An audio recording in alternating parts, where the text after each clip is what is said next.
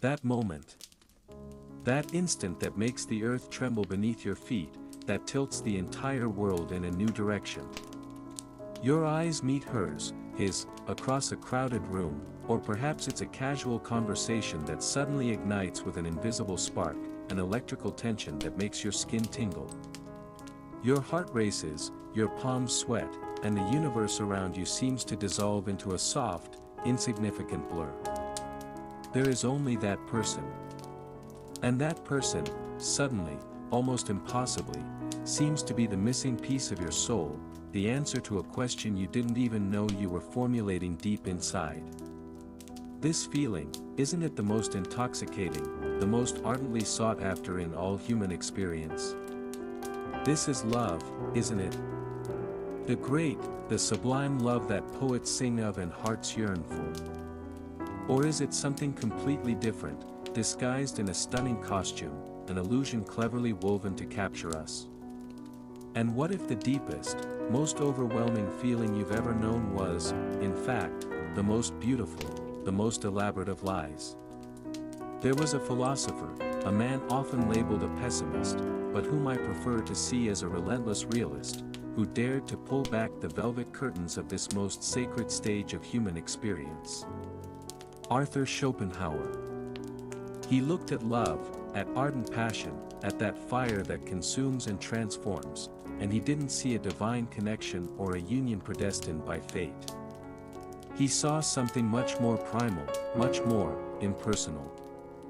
His analysis of love, I must warn you, is not for the faint of heart, nor for those who desperately cling to their romantic fairy tales. For it challenges the very foundations of our most cherished ideals. It asks us to consider that when we believe we are choosing a partner for our own happiness, for the completeness of our being, we are, in reality, mere instruments in a grandiose and cosmic scheme, puppets dancing to a melody played by a force far greater, and far more indifferent to our personal happiness, than we could ever dare to imagine. If you are ready to question everything, absolutely everything, you thought you knew about the desires of your heart, then stay with me. This journey will be disconcerting, provocative, but perhaps, just perhaps, profoundly liberating. To understand Schopenhauer's sometimes brutal view of love, we must first touch upon the cornerstone of his entire philosophy, the will. Not will in the everyday sense, as when we say, I want a coffee. No. The Schopenhauerian will, with a capital W, will, in German, is the intimate essence of the world, the thing in itself behind all phenomena. It is a blind, irrational impulse, an incessant yearning to be, to exist, to perpetuate itself. This will pulses in every star, in every grain of sand, in every plant that struggles for light, in every animal that hunts and flees, and, in a more complex and conscious way, in each of us. It has no ultimate purpose beyond its own incessant wanting. And, of all its manifestations, none is more powerful, more imperious, than the instinct of reproduction, sexual desire. Here, Schopenhauer introduces an almost mythological figure into his metaphysics, the genius of the species, Genius der Gattung. This is not a literal being, but the personification of the will to live, relentlessly focused on the continuation of the human species. And romantic love, that passion that makes us feel unique, special, chosen. For Schopenhauer, this is the masterpiece of the genius of the species, its most ingenious trap. We are deluded into believing we are seeking our individual happiness, our perfect complement, but in reality, we are manipulated by this greater force that has a single, sovereign interest, the composition of the next generation. The quality of the individual to come. Think about the intensity of passion. Why is it so overwhelming, so capable of making us abandon reason, friends, interests, sometimes even our own dignity? Schopenhauer would say that this intensity is directly proportional to the importance of the mission entrusted to us by the genius of the species. The more perfectly two individuals complement each other to produce an offspring that best embodies the ideal type of the human species, or that neutralizes each other's defects, the stronger the attraction will be, the blinder and more delusional the passion. It is not we who choose, it is the future individual, not yet existing, who, through the genius of the species, operates this choice in us, for us. And how does this choice manifest? Through a series of unconscious, yet astonishingly precise, calculations. The genius of the species seeks a balance.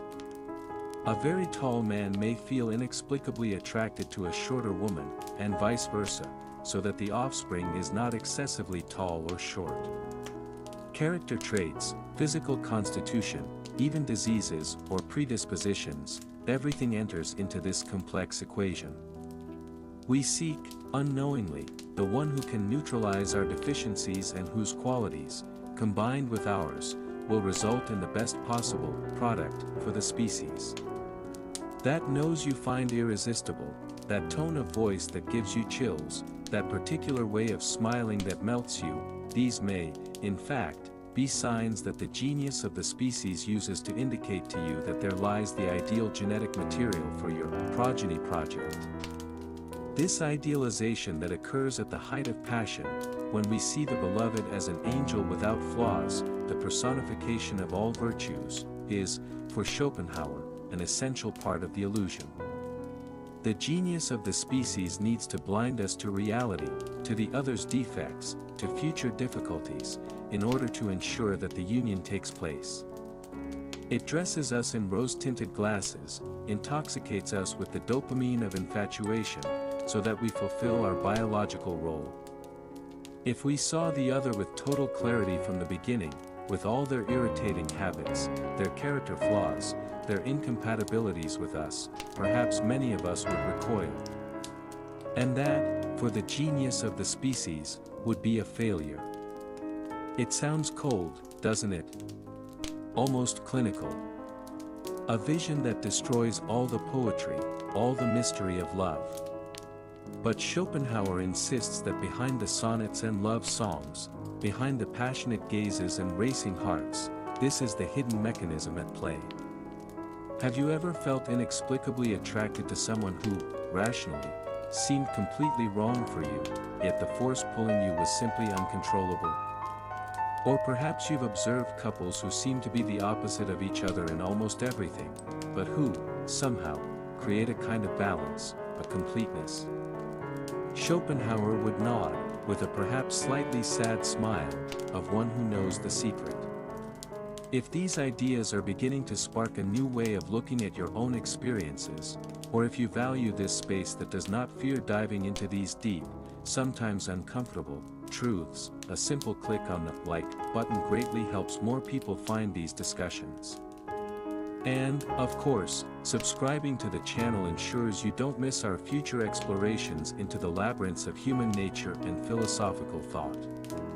The crucial issue, for Schopenhauer, is that the genius of the species is profoundly selfish, but its selfishness is that of the species, not the individual. Once its goal is achieved, or at least on its way, whether through the consummation of the union, the promise of a future together, or the birth of a child, its interest in the individuals involved drastically diminishes. The ardent passion, which seemed eternal, begins to fade, like a fire that has consumed all its fuel. And it is then that, often, the curtain of illusion tears, revealing the naked, raw reality. The being who seemed to us a god or goddess begins to show their human flaws, their quirks, their imperfections. What was once charmingly peculiar can become irritating. The conversation that flowed for hours on end can give way to awkward silences or petty arguments. What happened? Schopenhauer would say that the genius of the species simply abandoned us to our own devices once its purpose was fulfilled. The spell was broken. That is why, according to him, so many marriages based purely on romantic passion end in disillusionment, boredom, or conflict. People discover they were united not by an affinity of souls, but by a biological imperative that, once satisfied, leaves a vacuum. The happily ever after of fairy tales is, for Schopenhauer, one of the greatest and cruelest lies told to humanity. What often remains are two strangers, chained to each other by contracts, habits, or the presence of children, who, ironically, were the ultimate goal of the whole scheme. He spares no words in describing the scenario.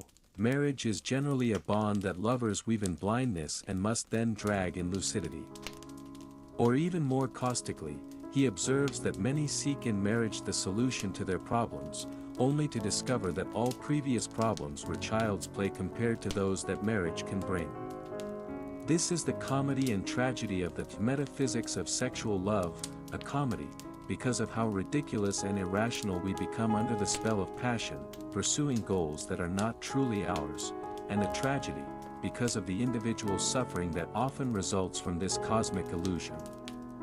Jealousy, unrequited love, betrayal, the despair of a passion that destroys lives, all this, for Schopenhauer, are merely side effects of the tyranny of the genius of the species. Jealousy, for example, would not be so much about the fear of losing the other's affection, but about the fear of losing the ideal partner for the reproductive project, or of having that project sabotaged. Unrequited love is the suffering of an individual whose genetic material was not considered adequate or complementary by the genius of the species operating in the other. And how many disastrous decisions, how many ruined lives, how many useless sacrifices have not been committed in the name of this force we call love, but which Schopenhauer saw as the most imperious and often destructive of instincts. He observes with almost scientific precision how this search for complementarity manifests. Very masculine people tend to be attracted to very feminine women, and vice versa. Physical and even personality traits that are extreme in one individual seek their attenuation in a partner. The genius of the species wants to avoid the exacerbation of any unilateral characteristic in the offspring. It wants, so to speak, to regress to the mean of the species' perfection. Therefore, passionate love is rarely based on similarity of character or common intellectual interests. In fact, Schopenhauer suggests that very similar couples may even feel a certain mutual indifference, as there are no corrections to be made for the future generation. True passion, the kind that blinds and enraptures, arises precisely where there are significant differences to be harmonized in a new being. And what about fidelity? For Schopenhauer, nature does not seem to have a great interest in perpetual monogamy, especially after procreation. The genius of the species, once offspring are assured, might even benefit from new combinations. This is not a justification for infidelity, but an observation about the inherent tensions between biological imperatives and the social and moral constructs that try to regulate human behavior.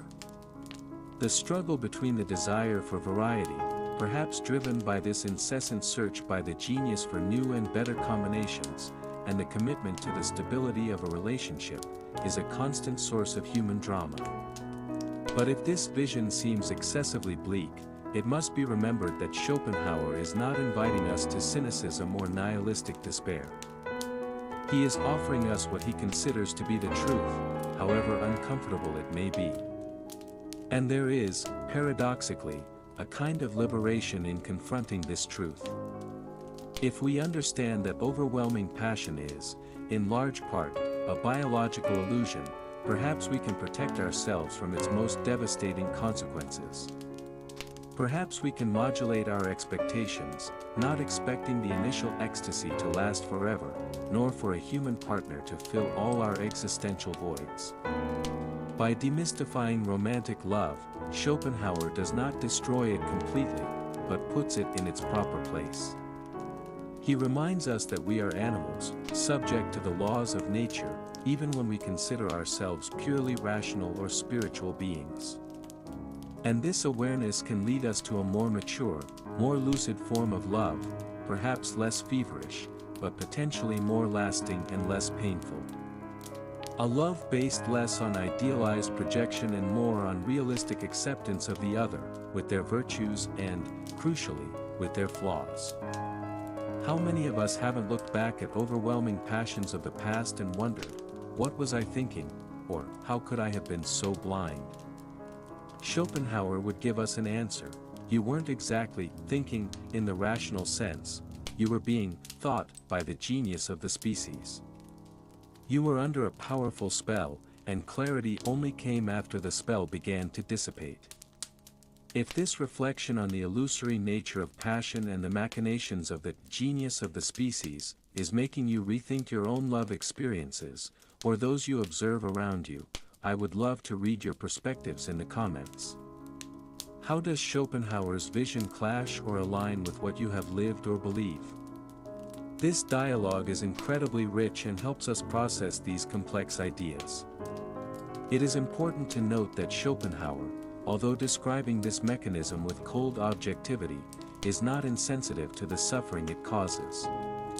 His entire philosophy is, in a sense, an attempt to find ways to lessen human suffering, which he saw as inherent to existence.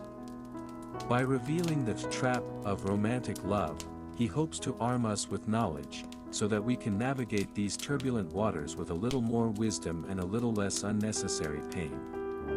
He recognizes, for example, that the love that arises from compassion, mitleid, from the recognition of suffering in the other and the fundamental identity of all beings, is of a completely different and much nobler nature than the selfish passion of the genius of the species. But this compassionate love is rarely the basis of initial romantic unions. It may, perhaps, arise after the illusion of passion fades, if individuals have the maturity for it. Beauty, which plays such a crucial role in attraction, is seen by Schopenhauer as the main bait. Youth and health, signs of fertility and vitality, are irresistibly attractive because they promise the genius of the species good material for the next generation. He even says that nature could have achieved its reproductive goal much more simply and directly, without all the drama and poetry of love, but it chose this more elaborate path to ensure that individuals dedicate themselves with total commitment to the most important task for the species. And what happens when people choose partners for reasons other than the passion dictated by the genius of the species? For example, marriages of convenience, for friendship, for financial or social interests. Schopenhauer suggests that, although these marriages may lack the initial ecstasy of passion, they may, paradoxically, be more stable or even happier in the long run, precisely because they were not built on an illusion destined to fade. In these cases, individuals may be choosing based on more rational and personal considerations, and not as mere agents of the genius of the species. However, he also warns that, even in these unions, the genius of the species may surreptitiously try to influence choices, or generate dissatisfaction if its requirements for offspring are not met. The tragedy, for Schopenhauer, is that we are trapped in this dilemma. Either we are swept away by passion, which promises us heaven but often delivers disillusionment and suffering, or we try to make more rational choices, which may spare us certain pains but perhaps deprive us of that intensity which, despite everything, many long to experience. There seems to be no easy way out. He also pays attention to how different ages and temperaments are affected. Young people are particularly susceptible to the spell of passion, as they are at the peak of their reproductive capacity and the genius of the species operates in them with maximum force. With age, and perhaps with the experience of some disillusionments, the intensity of this force may diminish, and people may begin to see love and relationships from a calmer and, who knows, wiser perspective. Schopenhauer's view of love is undoubtedly a cold shower on our most cherished fantasies. It forces us to confront the possibility that our most intimate and seemingly most personal feelings are, in fact, manifestations of an impersonal and biological force. That the passionate, "I love you," may be, deep down, an "I want you for the perpetuation of the species." It hurts to hear that, doesn't it? Because it goes against everything we've been taught, everything we feel or wish to feel. But, I repeat, Schopenhauer's goal is not simply to destroy our dreams. It is to awaken us to a reality that, once understood, can give us more agency, more power of conscious choice, or, at least, a deeper understanding of the game we are in. If passion is a form of temporary madness, as he suggests, then recognizing it as such may be the first step to not being completely dominated by it. He reminds us that individual happiness is not nature's priority. Nature, or the will, is concerned with life, with the continuation of the species, and is willing to sacrifice the peace and contentment of individuals to achieve this greater goal. We are, in a sense, pawns in this great cosmic chess game. And if this journey through Schopenhauer's thoughts on love, however uncomfortable, is making you reflect, question, and perhaps even see your own relationships in a new light, know that this is the purpose of philosophy, to take us out of our comfort zone, to make us think critically about the truths we accept without question. If you feel compelled to continue exploring these profound themes, to delve deeper into the great questions of human existence, I invite you to join our community. By subscribing to the channel and activating notifications, you not only support our work but also ensure you don't miss the next philosophical dives we prepare. Your curiosity and your desire to understand are what move us. So, what to do with this devastating theory? Should we become cynical about love, give up seeking deep connections, or resign ourselves to a life of solitude to escape the trap? Schopenhauer suggests none of this. Knowledge, for him, is power. By understanding the mechanisms of the will and the genius of the species, we can, perhaps, be more cautious, not blindly surrendering to the first overwhelming passion, but trying to maintain a grain of lucidity, observing whether the attraction is purely physical and instinctive or if there are also affinities of character, values, and intellect. Modulate our expectations, understanding that the feverish intensity of the beginning will probably not last forever, and that a lasting relationship requires more than initial chemistry. It requires friendship, respect, companionship, and a conscious effort from both parties. Forgive ourselves and others. If a past passion ended in disillusionment, perhaps it wasn't anyone's fault, but just the natural course of things, once the genius of the species fulfilled its role. Seek higher forms of love, valuing friendship, compassion, love that is not based on the selfish need for perpetuation, but on the genuine recognition of the other being's worth. Find solace in universality, knowing that this illusion and its consequences are part of the human condition, shared by all, can lessen the feeling that we were singularly deceived or failed in love. Schopenhauer's philosophy of love is a bitter, but perhaps necessary, antidote to the saccharine of popular romances and romantic comedies that sell us an unrealistic and, ultimately, frustrating idea of what love is. He invites us to a more honest, more adult look at one of the most powerful forces that shape our lives. It's as if he were telling us, yes, romantic love can be an incredibly powerful experience, beautiful in its intensity, but don't forget that there is a hidden director behind the stage, and his interests may not be yours. Enjoy the show, throw yourself into the role if you wish, but keep a small part of your consciousness awake, aware of the script that is being followed. In the end, Schopenhauer's cruel truth can be, paradoxically, liberating. Liberating from the tyranny of unrealistic expectations, liberating from guilt over love, failures, liberating to seek forms of human connection that are more authentic and, who knows, more satisfying in the long run, even if less spectacular in their beginning. By stripping love of its sacred mantle and revealing its biological and metaphysical roots, Schopenhauer does not annihilate it, but humanizes it, brings it back down to earth. And perhaps it is only on earth, and not in the clouds of idealization, that we can build relationships that have some chance of withstanding time and the inevitable disillusionments of life. The question that remains, and that Schopenhauer leaves us to ponder, is whether, armed with this knowledge, we can be smarter than the genius of the species. Can we use our reason and our consciousness to navigate its traps, or are we condemned to be eternally its playthings, seeking individual happiness in a game whose main objective is the perpetuation of the pain and desire that is the very essence of life? What do you think? After hearing this challenging perspective, how do you see love, passion, your own feelings? Is love, in fact, nature's sweetest trap, a necessary illusion for the survival of the species, or is there something more, something that Schopenhauer, in his pessimism, perhaps failed to capture completely? The beauty of this philosophy is that it doesn't give us easy answers, but throws us into a sea of profound questions. And perhaps, just perhaps, in this incessant questioning, we will find our own unique way of loving and living.